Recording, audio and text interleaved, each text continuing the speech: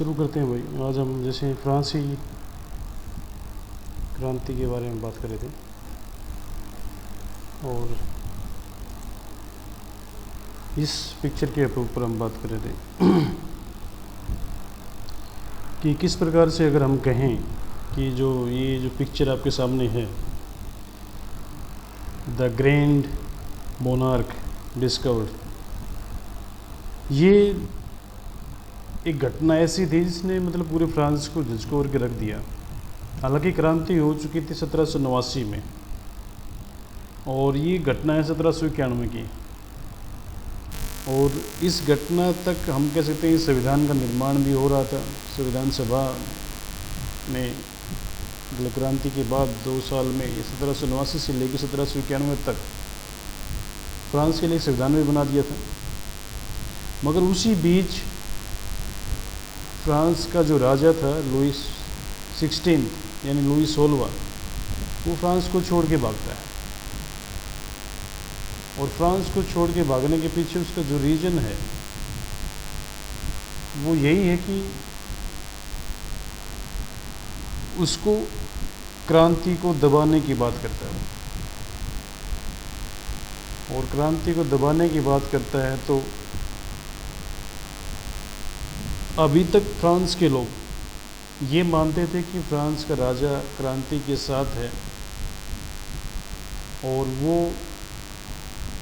इस क्रांति के खिलाफ नहीं जाएगा, मगर वो ऑस्ट्रिया जाना चाहता है जहाँ की राजकुमारी थी ये मेरी एंटोनेट, और उसको वो एक तरह से हम कह सकते हैं कि भाई वहाँ से सैनिक शक्ति लेकर फ्रांस के ऊपर आक्रमण करके वो फ्रांस की क्रांति को ख़त्म करना चाहता है।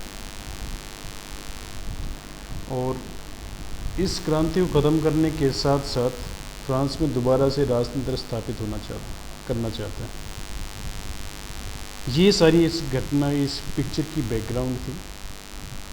तो घटना की शुरुआत हम 1791 से कर रहे हैं और फिर हम ये देखना चाहेंगे कि मतलब ऐसी कौन सी बातें थी जिसकी वजह से फ्रांस जो उस समय मतलब शक्तिशाली राज्य था उसके राजा को अपनी जनता के बीच से भागना पड़ता है। फ्रांस में कहते हैं कि इतनी सारी समस्याएं थी कि उन समस्याओं को निवारण करना लुई 16 के बस की बात नहीं रही। लुई 16 का जो पिता था लुई 15 यानी लुई 15वां, वो भी अयोग्य था और वो कहता है कि मेरे मरने के बाद प्रलय होगा, after me there will be deluge, यानी कि मेरे मरने के बाद प्रलय होगा। वो चाहकर भी फ्रांस की समस्याओं को ठीक नहीं कर पा रहा था।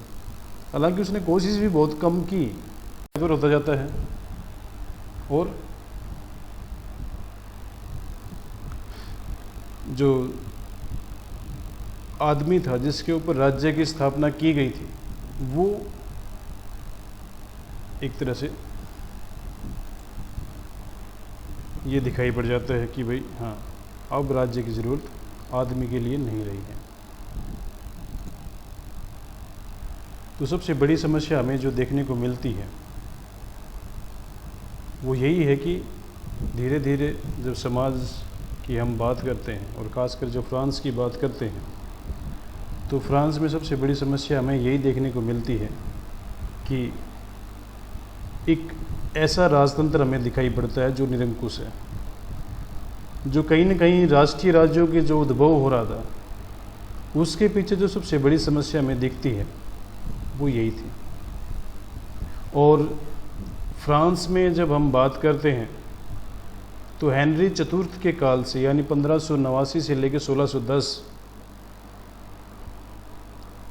जिसने फ्रांस में बुर्बो वंश का शासन स्थापित किया था, एक तरह से निरंकुश तंत्र की स्थापना करते हैं वो लोग। और ये काल वही है जब हम रेनेसां की बात कर रहे हैं, यानी पुनर्जागरण की बात कर रहे हैं, जब मानव के अधिकारों को स्थापित करने की बात हो रही है।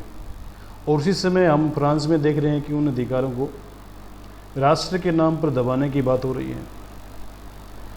और जो लुई 13 का जो प्रधानमंत्री था, कार्डिनल रिशलो, जब उसने सामंतों को दमन करके उनकी कठपुतली बना लिया, तब से राजा नियंत्रणहीन हो गया है। यानी राजा के ऊपर अब कोई नियंत्रण नहीं रहा, अब उसके ऊपर कोई कंट्रोल नहीं है। आम जनता का कंट्रोल कभी नहीं माना गया था, क्योंकि आम जनता को कभी भी ऐसा व्यवस्था के रूप में नहीं माना गया कि वो लोग कभी राजा के ऊपर दबाव डाल सके। और वो कहते हैं कि निरंकुश तंत्र का जो गोल्डन एज था वो फ्रांस में आता है लुई 14 के समय में, 1643 से लेकर 1715